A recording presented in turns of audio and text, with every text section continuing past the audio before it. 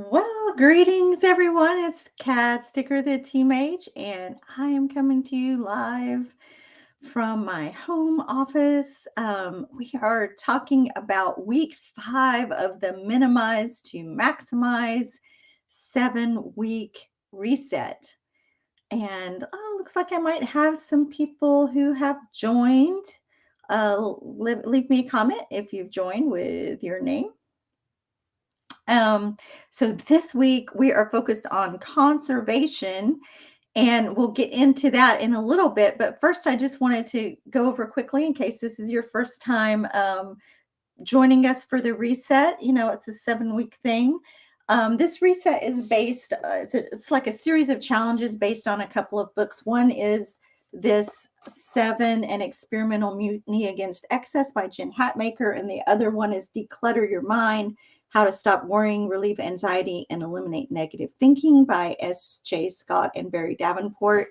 This week, we don't have a chapter that corresponds in this book, so we're just in this book in month 5 for this book because Jen Hatmaker based this challenge on the course of 7 months, and we're doing the same thing in 7 weeks. So we're week 5. And so we're taking each week, we'll simplify one area of our life for a temporary period. And we're doing that in order to make space, make room in our life for other things like spirit or your family, other things that are important to you that you can prioritize. So week 1, we did food. Week 2 was clothes. Week 3 was possessions. Week 4 was media. So let's kind of debrief about last week and how you did with reducing media. And so media could be anything from like social media to TV, radio, any kind of screen time, basically. And I'll tell you how I did. Out of my selections, I was not able to reduce all of them completely. In fact, one of them kind of fell off my list, and that was TV. I know, right? That should be the easiest one, but it's like it kind of, I realize, serves a purpose for me at the end of the day. It's not like I watch TV all day, but at the end of the day, and I'm watching TV with my husband, and it's a chance for me to just unwind from the day and decompress and not, it does keep me from thinking about certain things that creep in negative thoughts with those things. So in that way, I'm using it sort of like a little numbing tool, right? To do that. So that raised awareness of that for me. I mean, I can go without TV, but I just didn't feel like that was the week to do it. So I was feeling a little down in some areas of my life, and so that was not a good week to do that.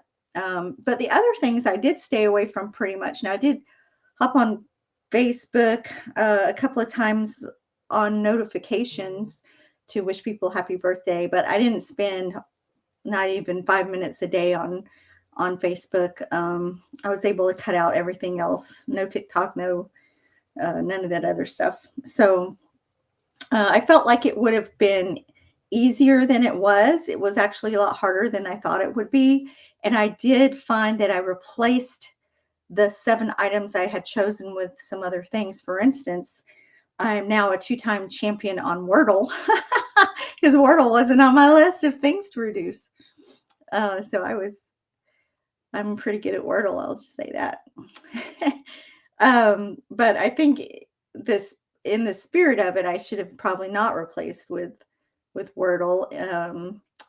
And the reason that I used Wordle was sometimes I'll be having anxiety with something and I need to take a break and focus on something else. Now I could just do a meditation, right? That would probably be healthier, go take a walk. But I don't always have time to do stuff like that. And so I'm just like, oh, well, let me just do Wordle for 5 minutes and I'll feel better. So that's, it kind of helps me to reset. So that's why it gave me insight into more about why am I using media in a certain way. And whether that's a good thing or bad thing, at least I'm aware of it so I can try to make better choices in the future. And certainly that, and our topic this week, conservation, this is definitely nothing to try to make you feel bad about the choices that you make. Remember, in this challenge, there should be no guilt, and feeling bad about the choices that you make or don't make. All right. So, what we want to do this week is adopt 7 habits for a greener lifestyle. And when we say greener lifestyle, we're talking about helping out the environment, um, our ecology systems. There can be a million ways to choose to do this. And I'll just give you some examples. All right. So, in the book, Jen Hatmaker's choices that she chose for the month, she did this for a month, is to increase gardening and composting while conserving energy and water. Of course, when you're gardening, though, you're actually increasing your amount of water you use. Recycling, driving only one car for the household, shopping thrift instead of new, and buying only from local vendors. So those are some good choices. And here are my selections. Utilize leftovers. And when I say leftovers, that I mean mainly I'm talking about leftover food. Buy products with less packaging, compost or utilize scrap. And that can be, when I'm talking about scrap, I'm talking about both scrap from food, which some of that can be composted, or utilizing it for another purpose, like repurposing things. And that could be food or maybe packaging or other materials. And so I've already been practicing with doing things like that this last week. It's really interesting. Also, I'd like to take this opportunity to replace laundry soap with homemade. And I just haven't gone out and bought that Castile soap yet to make the homemade stuff. But I think this will be the week I start trying to do that and, not use dryer sheets, but make my own type of homemade dryer sheets with vinegar and stuff. I'll try to cut down on use of water and save electricity, just like turning off all the lights when I'm done instead of just walking out of the room, leaving them on. For instance, this light here, I usually leave on and I don't even think about it. I just go out of the room and leave some lights on, and they're still on when I come back. So just making sure I'm being more conscientious about the electricity. We have been trying to cut back this whole last year on electricity because our electricity bill was so high last summer. But I think we can always do a little bit more there. And same with water. Maybe, for instance, when you're brushing your teeth, turn off the faucet. When you're washing dishes, turn off the water, that kind of thing. And then putting more laundry in at once instead of multiple loads. Things like that. Also, I thought this would be a good time to plant a garden. I mean, it's February, not really a good time to plant yet, but this would be a good time to plan for gardening. Oh, I do have a comment. Let me see here. Oh, it's my husband. Fine. That's great. Finally started gaming. Okay, cool.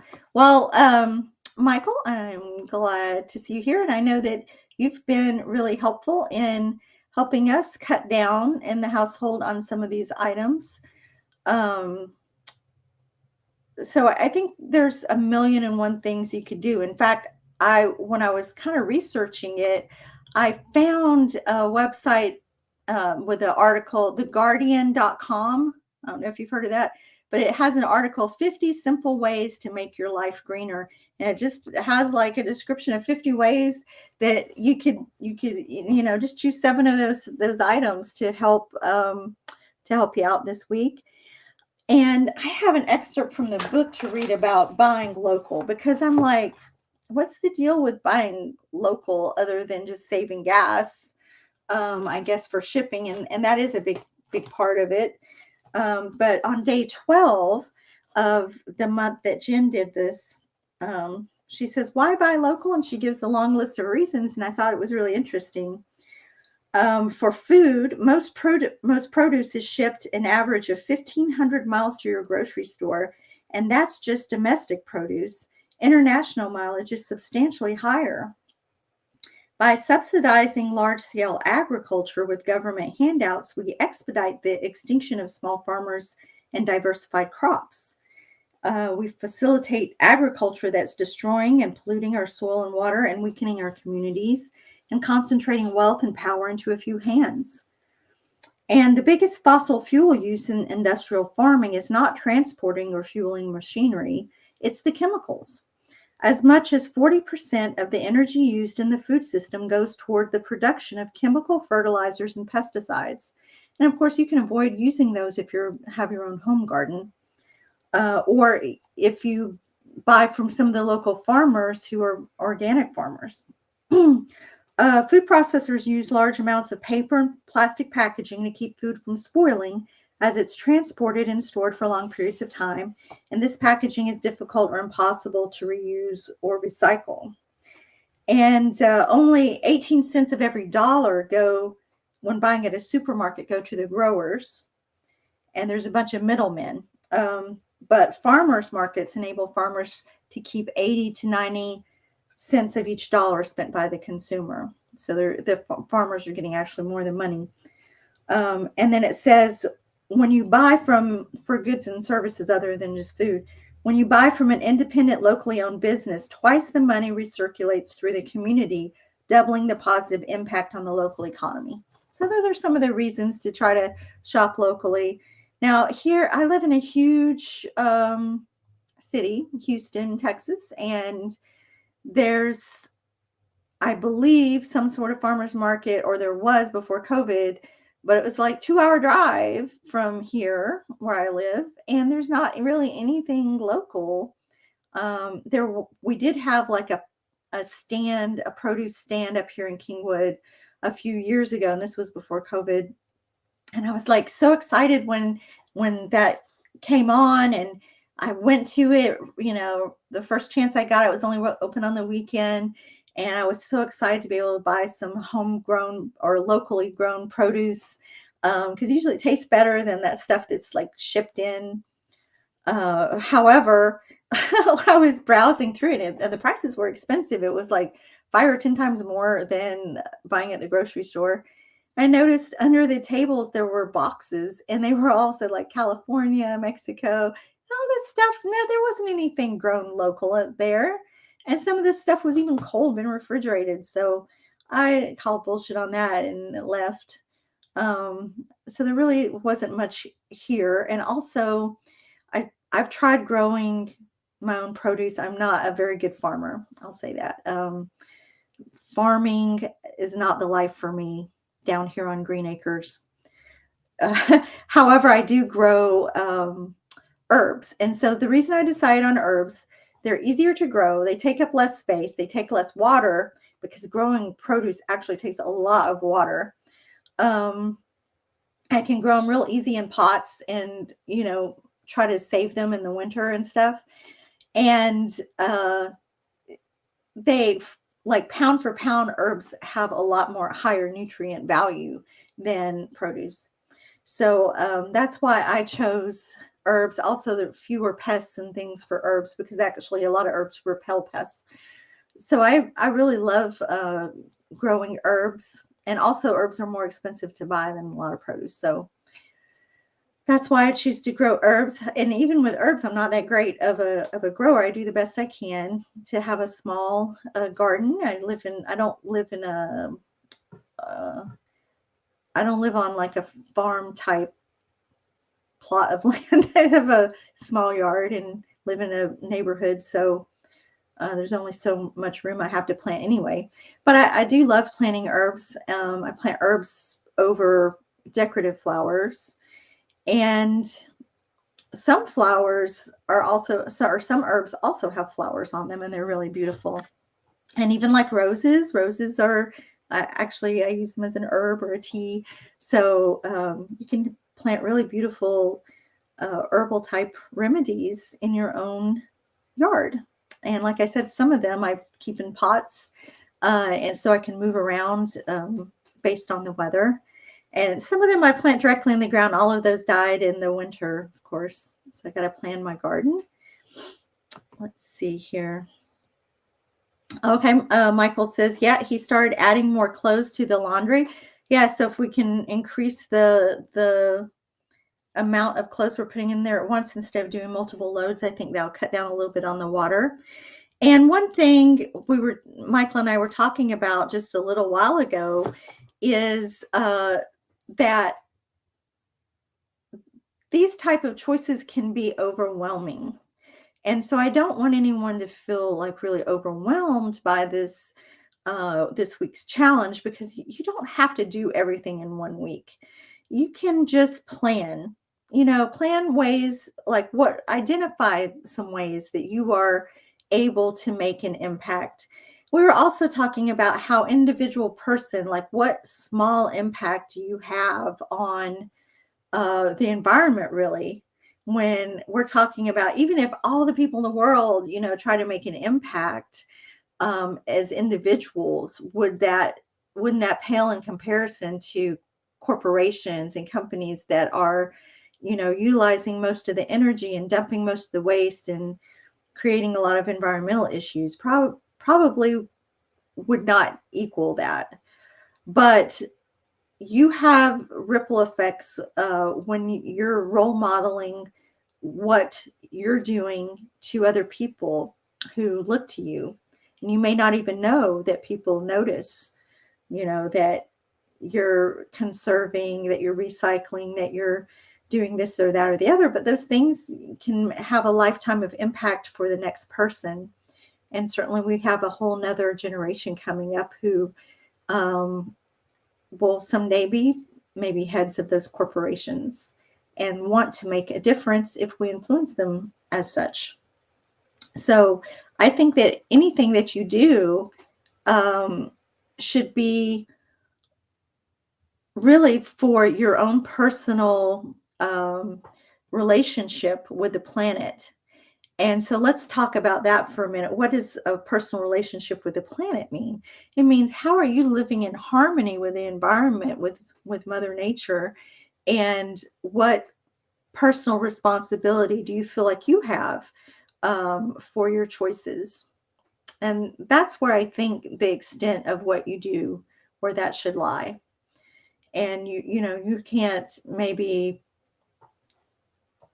understand all the impacts of one choice versus another. Of, for instance, we were talking about the controversy between the disposable diapers versus the reusable diapers. And so that was when I was first having my babies. That was a big thing for me, as I wanted to use the reusable diapers.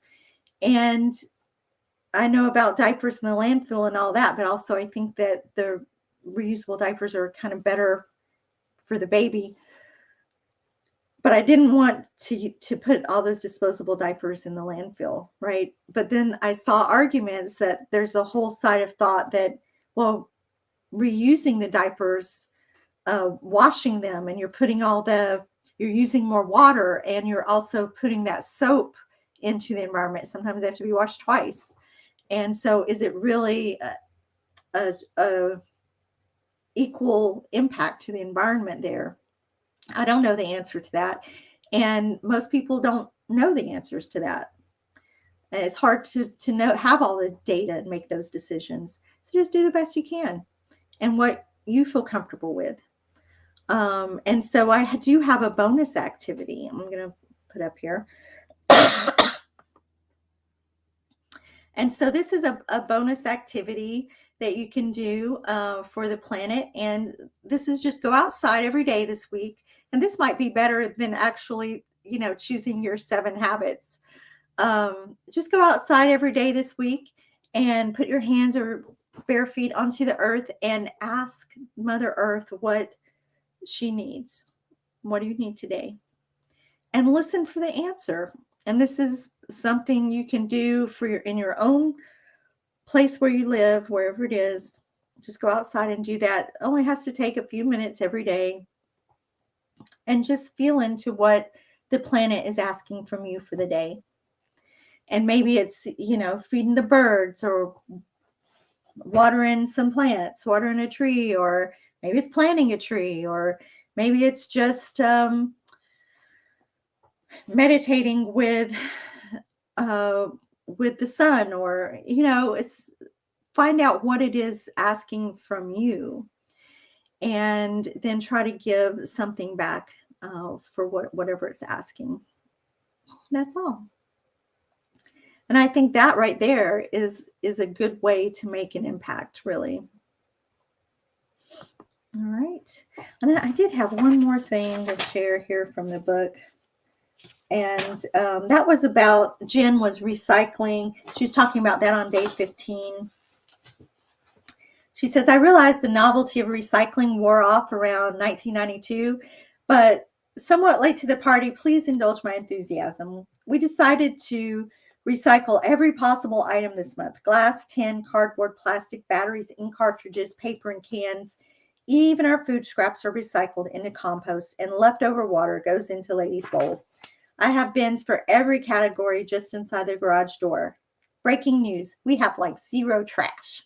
So if you're interested in reducing your waste, think about how you can repurpose items. For instance, I remember my parents, when I was growing up, we didn't have regular glasses, and we basically just drank out of jars because we didn't throw away. We used jelly jars for glasses and stuff like that. I mean, it's just the way my parents did.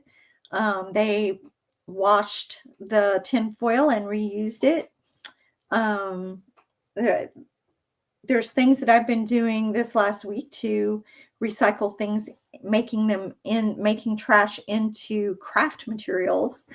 So I think there's a lot of things we can do to multi-purpose what we're using and reducing that waste footprint, whether it's recycling or just repurposing things. So just something to think about. I thought that was kind of fun. She's so funny the way she writes in her diary entries. Facebook user, sorry, it just says Facebook user on your entry here. Plastic recycling is dumped in the ocean. Prove me wrong. Well, I'm not here to prove anybody wrong or right. If you say that is the case, I believe you. I know that there's a lot of issues with plastic ending up in the ocean and everywhere in our environment. In fact, microplastics are a big concern in that tiny, tiny little microscopic particles of plastic end up biodegrading into the soil over time. And then that's absorbed up into the roots and into the plants. And we end up then eating those plants, the vegetables and stuff, into our bodies. And so that animals and people everywhere are consuming a lot of plastics right from our produce, and you don't even know it. You can't even see it, but because they're so small. But then that it's ending up being like a tablespoon a day of plastic into your system. And so that over time is going to cause a lot of health problems, as we see people getting more and more cancers and other kind of health issues that are probably the product of our environment. So we do have to be careful with plastics. Michael and I were talking earlier today about the extent of our use of plastics in society. It's unbelievable. And I just don't see any way to undo that. I mean, realistically, is society going to outlaw the use of plastics across the globe, and every government going to agree to that? And I think the answer is going to be no. They can't agree to anything. And we can't even seem to reduce the use of fossil fuels, much less eliminate plastics. I think that's a trend that's going to continue. I mean, everything, I just look around me and like everything has plastic as part of it mostly. Is anybody going to, and that wasn't always the case. We haven't always used plastics on this planet.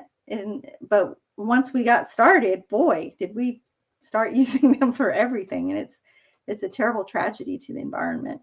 There's no way to undo what we've done with plastic. I agree. All right, well, that's all I've got for today, and I wish you love and light and happiness. And tell me how you're doing with this challenge this week, and what are some of your ideas to impact the environment. Bye.